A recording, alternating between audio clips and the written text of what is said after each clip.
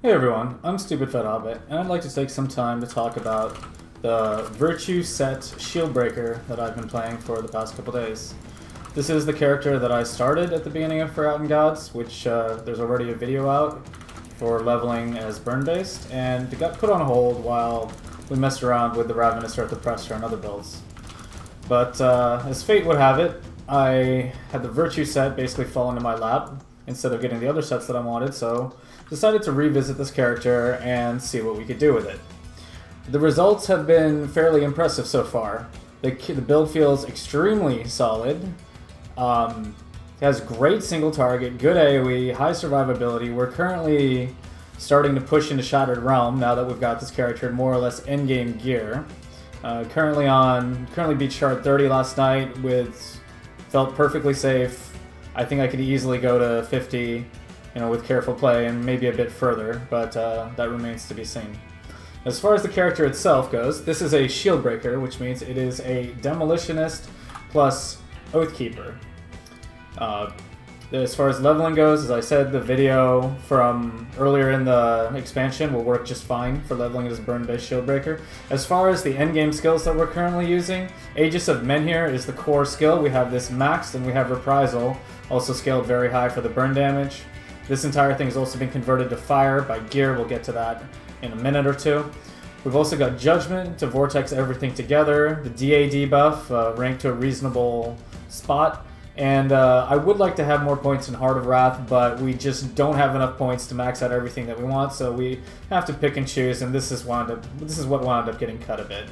I've still been able to hit 200k burn dots just fine, and the Shield of Menhir frequently hits for around 200k crits. I've seen as high as 400k. My record hit is apparently 673k. I have no idea when the hell that happened, but this thing definitely can hit quite hard as endgame, and the dot that it applies is quite significant and makes for a rather satisfying playstyle. Other skills that we've got: Vire's Might. This should be a no-brainer. Guardians of Empyrean, mainly for the fire resistance reduction. Divine Mandate. This has a lot of crit damage and scales actually pretty reasonably over max rank, so I've pumped this as high as I can. We've got a whopping 58 crit damage on this. I'm hitting almost 3.0 multipliers with Ascension up. Like, it's like 2.8, 2.9 is the peak of what I see. You get a lot of damage from this. You want this as high as it can go.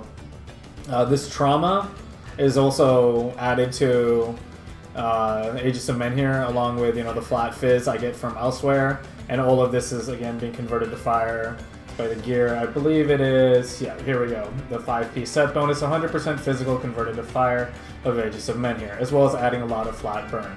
This also adds 2 extra targets and CDR, so this makes Aegis a lot more smooth to play because the cooldown goes down to about 1.3 or 4 seconds instead of being 2.5, and he hits up to 6 targets, I believe. We've got 4 over here, and then plus 2 off the set. So it works as a really good just general clear for the tougher mobs with stuff that the Judgment isn't going to mop up. Presence of Virtue and Haven, these should be again pretty self-explanatory. We've got 1 point in Rebuke. This is just being plussed from skills, because again the flat fizz is being added to the Aegis of Menhir, but also we're tight on points. Again, this would be another thing that we would get a lot more in if we had the points, but we just don't. Resilience, good safety net. Ascension.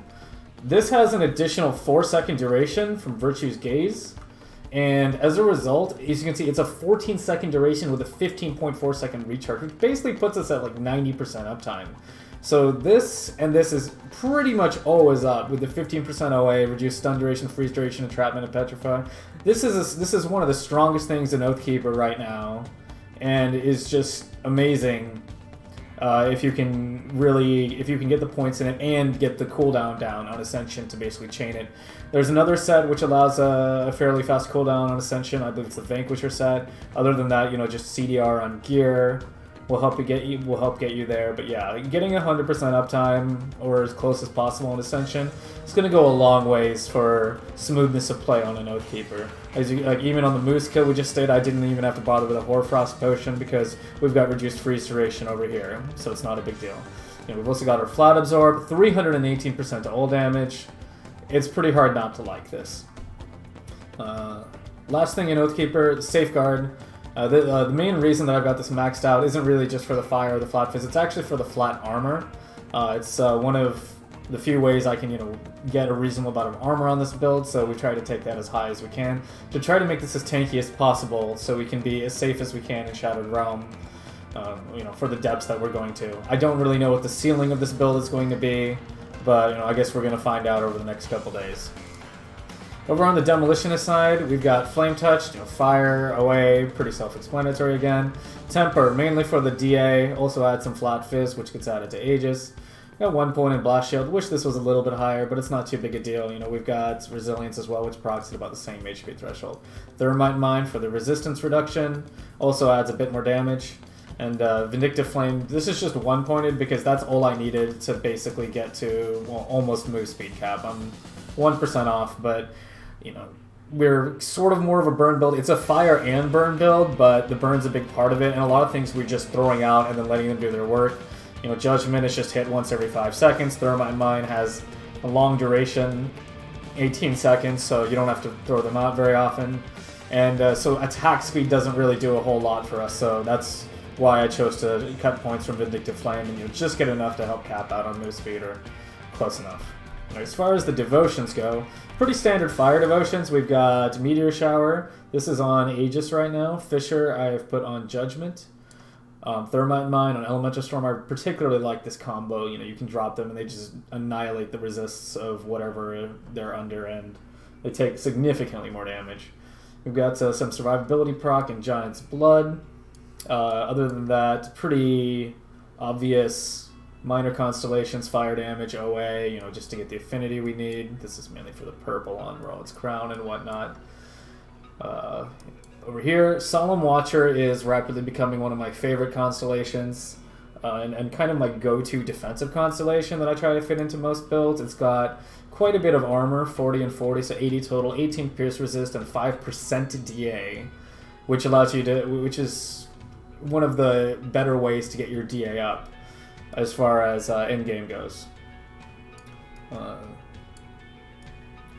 I'm not, as far as Shattered Realm goes, if I'm going to go super deep into Shattered Realm, say 50 plus, I would probably drop Meteor Shower and some of the associated green, like maybe Hawk, in order to get Obelisk of Menhir.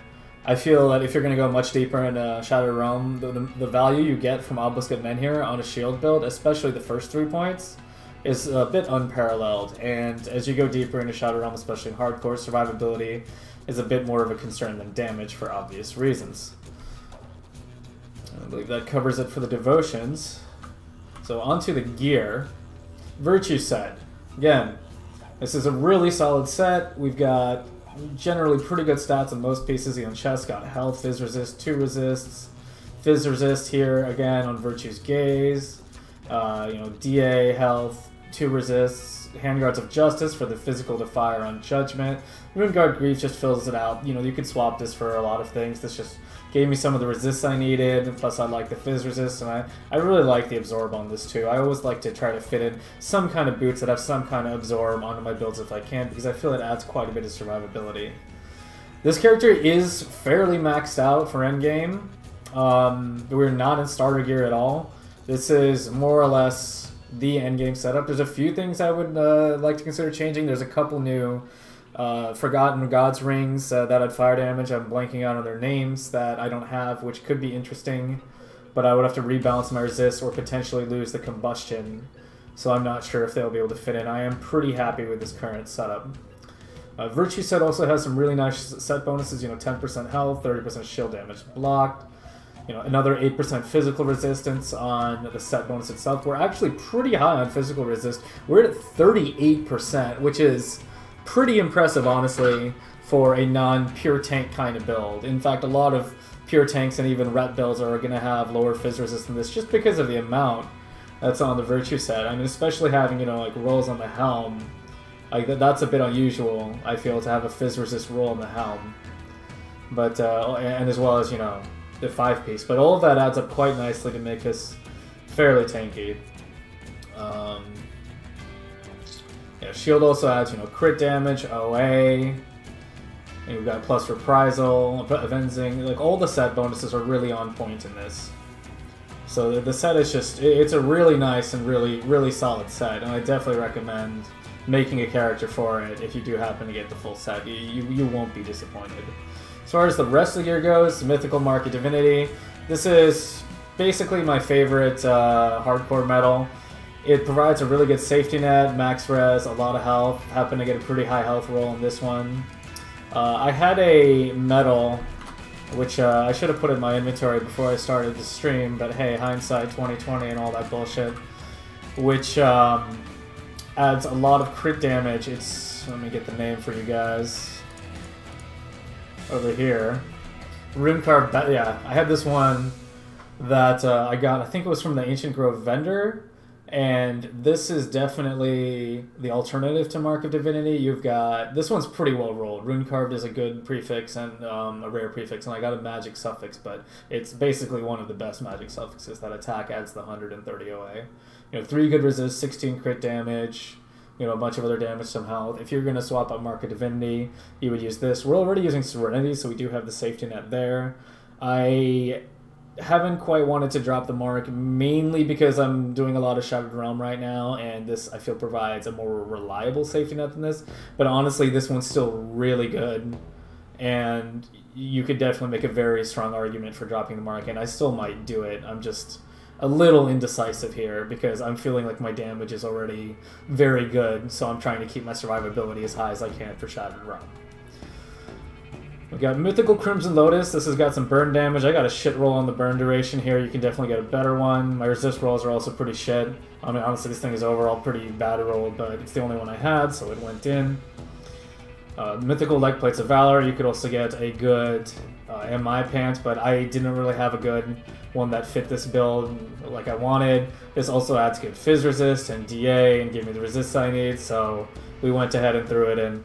Blazeheart. This is a quest reward for completing all of the Dahlia quests in Ashes of Malmuth. It's guaranteed, and you can get it on your first character. This is the easiest thing to acquire out of all the gear.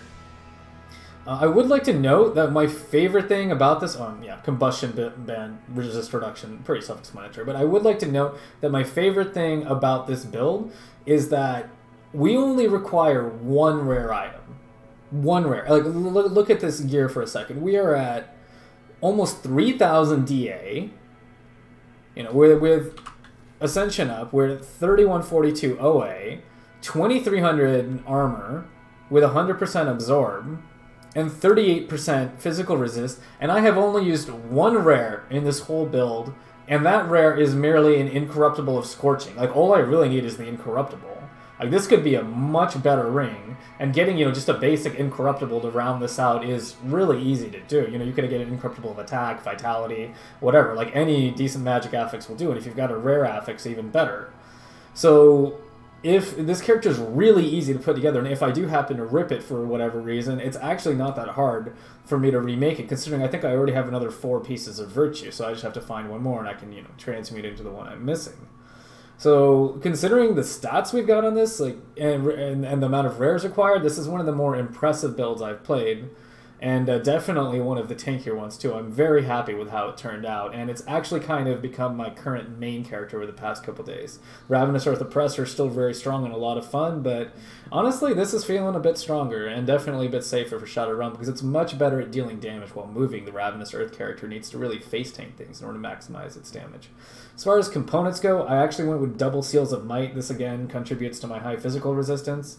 To help cap out resists. I was also concerned about overcaps for reasons of Shattered Realm. You know, you can't always rely on Stride RNG, and you know, if I'm sucking down lots of potions that even cost stuff like Ugden Bloom, you know, every time I go in, then that mat cost adds up. So I really tried to get as much reasonable overcap as I could, and I really wasn't too impressed with the damage augments available.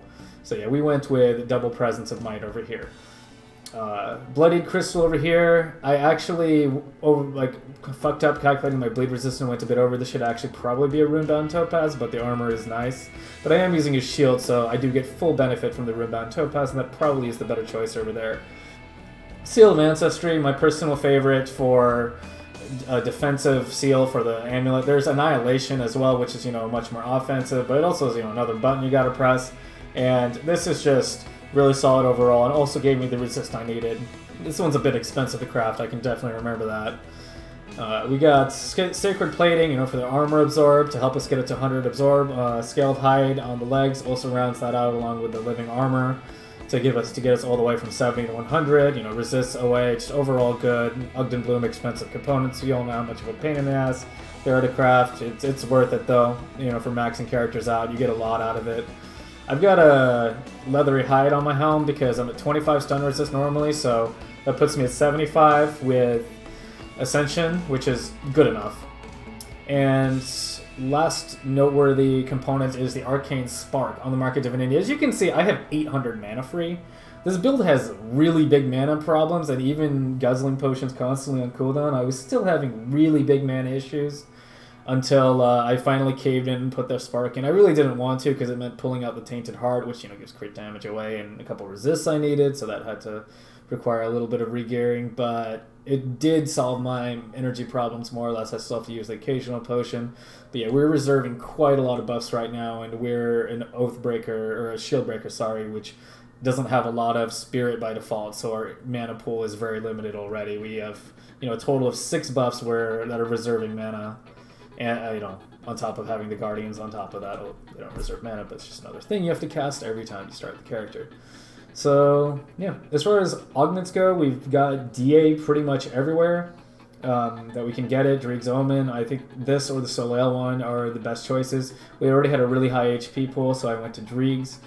We got Ulcer's Temper over here. I was sticking with Survivor's Ingenuity till I actually checked which was giving more, and I was surprised that Ulcer's gave like 15 more OA and 11 more DA per augment than Survivor's. I knew it would probably give more, but I didn't think it would give enough to warrant the increased damage loss, but 15 OA and 11 DA is worth losing 20% increased damage in my eyes, so this is what helps us get really nice OA and DA.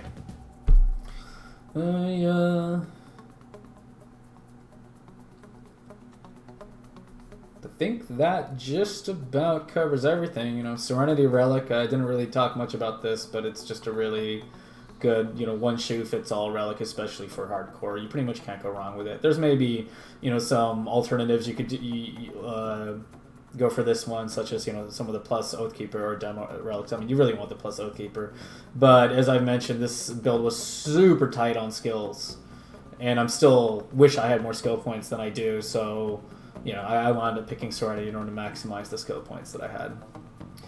But yeah, as I said, I leveled this character using Burn, just Blackwater Cocktail, and Standard Fire Devotions, mainly scaling Burn. There's a video on how I leveled it, which I will link in the description for those of you who are interested in that.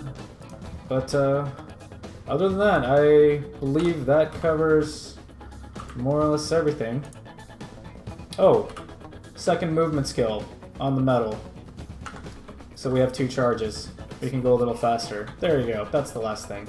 So yeah, I hope you guys enjoyed the video. Thanks for watching. My Twitch is Twitch TV SF Hobbit, and good luck out there.